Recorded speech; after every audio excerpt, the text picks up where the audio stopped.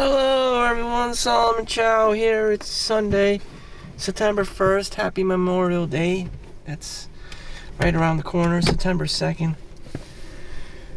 So I saw the family today, the family, friends, other Chinese people basically in the neighborhood in New Jersey.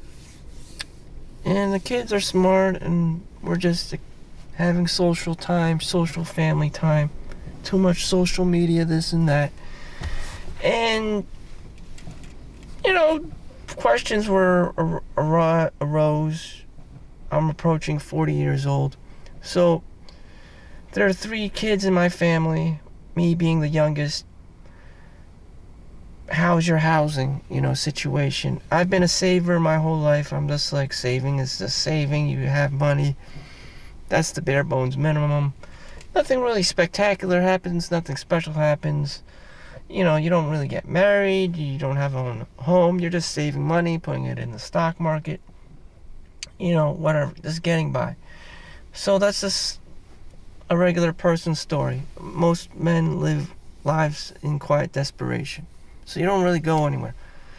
The next oldest brother bought a house before COVID time, so in 2010 he bought a house for about a little under than $300,000. So as an engineer, he was making $100,000 a year safely. Maybe his starting salary was probably $85,000 at a minimum, and that's pretty good. To this day, he still has that house. You do the 30-year mortgage, you pay about $2,500 a month for the mortgage and the maintenance for a 30-year period of time, which is the equivalent of renting an apartment in today's luxury apartment housing market in abundance, because they just made up all these affordable housing units all over the place, which is about $2,500, $3,000. So in English, you're paying as much in rent than buying a home and having a monthly 30-year-old mortgage. But at the same time, you don't get to move and bounce place to place. If you do own a home and you have to maintain the same job, so if you work for the government, that's ideal for you. Or if you just know that you're homebody and you just stick around for a long time, and that's just your personality, that's good for you. But if you're going to be traveling the world and doing stuff and just not living a normal person's lifestyle, then your best option is to rent, which is my middle brother, who's currently in Switzerland, and he goes to 40 different countries a year, believe it or not. He picks up different languages. They got French, they got Italian, they got French, Swiss, German, the whole European continent is interconnected to, several different, in Switzerland is interconnected to each other, and you could travel like left to right, all different countries. Currently he's in Istanbul, Turkey, and Constantinople, according to the Animaniacs. So anyways, so you got 3 different children, 3 different brothers who chose 3 different things, and probably being a saver, i.e. me, and putting money in the stock market is probably the dumbest shit ever. And this is life. You're not a computer, you're not a bank. That's just how I am. And I don't really appreciate or value people or things, or very more human things. I just don't care. Like every Friday, what I would do after school is just go on the computer all the time, and play video games or go on something like Cornhub, and that would be my whole day. It's just like the whole time would pass. you get out of school at like 3 o'clock, and I was just like bum rushed to the computer all the time. And the next thing you know, it's ready time to go to bed. And, before the computer, what I was doing, I was just reading the textbooks and doing my homework like a chump, getting A's and B's, and in the middle school level, A's and stuff. That's because it was much easier. In college level, I did not stand a chance, with calculus and, just like honors and like actual college classes, they'll just, you'll just get it like a C or a B. Like, just, even if you were smart, even if you read the book and everything, had a limited understanding, I would just skate by with a B or C. And it was scary to me. My tricks of the trade weren't working anymore. And being Asian didn't really help. It just, you have the scarcity mindset. I need A's. I need this, to level up in the world, to get a job and whatnot. So one of the kids I met, he's in his late 20s. So I didn't start X-ray school until 28. So he was still young, relatively young. And by that time, he's a professor in physics. And, he just says the same thing that's like anyone else would. I need the money. He was so smart, actually, that he was ready to go back to school. A master's degree, PhD level.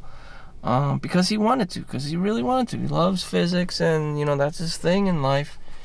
And it, to me, it doesn't seem very practical of a subject for most people. Just, last time I asked him, what are the practical uses of physics? He's like, it's just, study black holes, perhaps even create a black hole one day. I know they have CERN in Switzerland, where they collide the, nanoparticles and create micro explosions or ripples and tears in, space-time continuum or some crazy shit like that. But you're dealing with like millions, $billion of computer and technology that is beyond, that of a layperson. Like Stephen Hawking's level. It's just like, damn. So anyways, he still falls under the category of I need money. So then, the only child worth mentioning is that they had the youngest sister, which went off to Microsoft in Washington, Seattle. So that's the Bill Gates center. And she's living her own life. Starting off with computer science. But in these days, even that won't even net you. There's no real job security with the recent tech layoffs, but she probably was so highly valued and intelligent that, smart, or whatever you want to call it, that they didn't lay her off for whatever, as a computer engineer. So she started as a computer science major and then is now a computer engineer.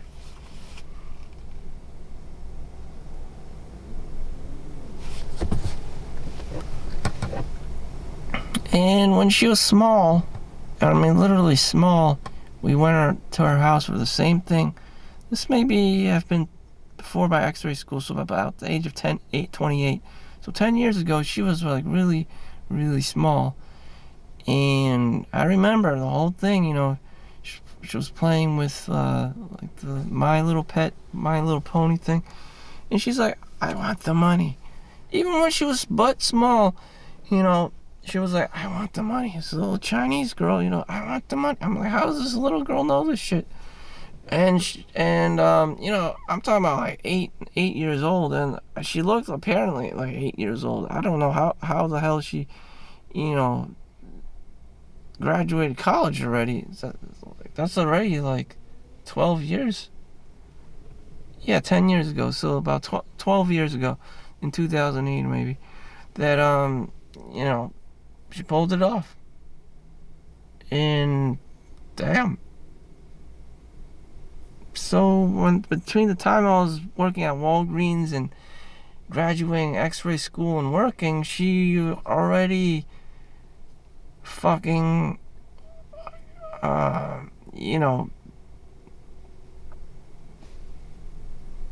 went to, just graduated with a computer science degree and freaking works for Microsoft. Talking about Prodigy. And she has an older sister, she's still around Brooklyn, New York, and just like nothing, out of the ordinary here. Just shit. You gotta be smart. You gotta be an outlier. Damn. And I talked to the older sister last time about it. It's just that the youngest sister was really intelligent. She was just really smart, just genetically off the bat, like smart. It's like, damn, yeah, sure, everyone wants to work for Microsoft or an Amazon or a Google or as an engineer, but she was like really fucking smart. And I've encountered these people in school too. I did the math 6 questions a month. They had this like special test you can take when I was in 10th grade. So when I was 15 years old, I was doing this shit. One time I got a 6 out of 6, and that's only because I cheated off of the this Korean kid, last name Shin. I won't reveal his whole thing, but yeah. And then the teacher was like, "Oh, Solomon, Chau got a 6 out of 6 in his math test, which is the hardest, goddamn thing in the whole high school."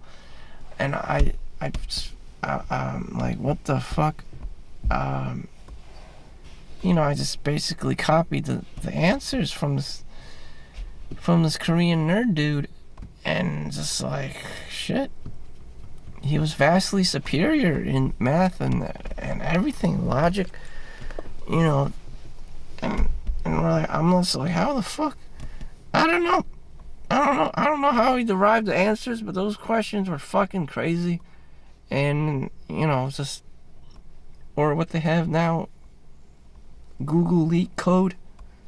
I mean, those questions were just fucking weird, and it's just like beyond my level of comprehension or understanding. I mean, if you went to Kumon or if you took some SAT class, you still wouldn't be able to solve that shit. Somehow, these kinds of people are just intelligent, or just, next level. All the books you read, all the fucking, high school shit you're exposed to would not, help you in answering any of these, like, more advanced, lead code kind of questions that Google interviewer may be asking you. You'll just get thrown under the bus. You'll just feel dumb, How these kids solve these questions, I don't know. It's extremely difficult. Even a college professor would have difficulty. It's just crazy. It's just mind-blowing. Some people are just, vastly intelligent and deserve to be, on a different level than everyone else is, because they are. Shit. But Einstein said, most of your success is just being present. So I never really valued my presence, because even if I was in the room, I can get anywhere in the world and be present, but I wouldn't really attribute much. I wouldn't really have much value. It's kind of like I'm a grandma. We just show up and just like babysit people. Like I can't really do much of anything else. Get people's coffee, like maybe crack some jokes, make some people laugh. So like I'm the equivalent of a clown, and it's just like, shit. Damn, I don't want to be a clown. No one wants to be a clown. No one really wants to be a politician. Everyone wants to be an outlier. Someone who would leave impact in the world. Someone who has skills. It's just like, those people are hard to find. And I'm not one of them. And that's why I just, fuck. But I had to find my thing. Oh, shit. I gotta find my own thing. And it's Labor Day. I'm getting time and a half. So I'm babysitting practically. So a CPA makes $80 back in the day. Makes $80 an hour. Which is pretty much $200,000, maybe with overtime, a year. So, and I'm making six figures. I just broke six figures this year, but the taxes just end up raping me anyway, so it's not much of an accomplishment. And that's the best I can do. I can even go back in time and say, oh, I would have made all this money on eBay and Amazon and sold some shit and post all this crap on social media and be an influencer. Still, nothing could have topped me working at the hospital and doing overtime, which I read out of a magazine, and also read what Elon Musk does. He works 100 hours a week, blah blah blah blah. He works in the field of objective thought. He doesn't do physical labor of any kind. He's mostly a thinker, an innovator, and he doesn't use his hands or anything. He just yells at people basically and conceptualizes ideas. Here at the hospital, working with patients and whatever. But whatever. The thing is, you work 100 hours a week, and you do it all in the same place. You don't do side gigs and any of that. And the average layperson can hit six figures, which I did.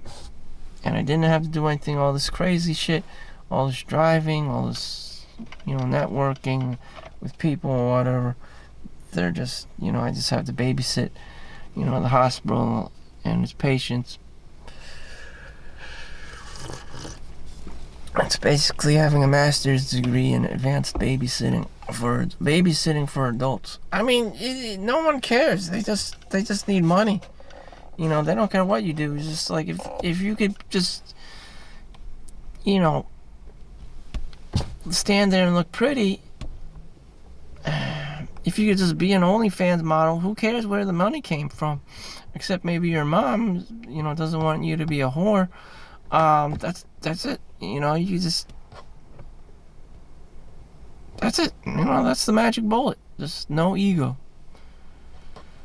So, happy Labor Day. I'm making my time and a half. We also get a 3.5% raise.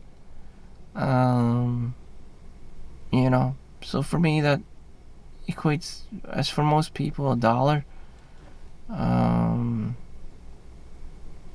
Still, I'm still making less than $50 an hour.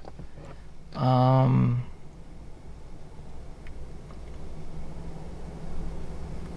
average. A doctor in school, in residency, is only after all the tuition money and all that is only estimated about $16, $18 an hour, which is shit pay, especially for New Jersey. So everyone's struggling, even though doctors struggling. I don't expect anyone to be a trust fund baby or anything like that. So thank you for watching. Make sure you like and subscribe. Happy Labor Day. Have a great day. Whether you work or you don't work, it really doesn't matter. It don't matter. I don't blame anyone for quiet quitting or just staying in their mom's house, wearing flip-flops, turning on the corn hub, and playing video games. I really don't. Either way, you're screwed. So thank you for watching. Have a good life. See you in the next one. Peace out.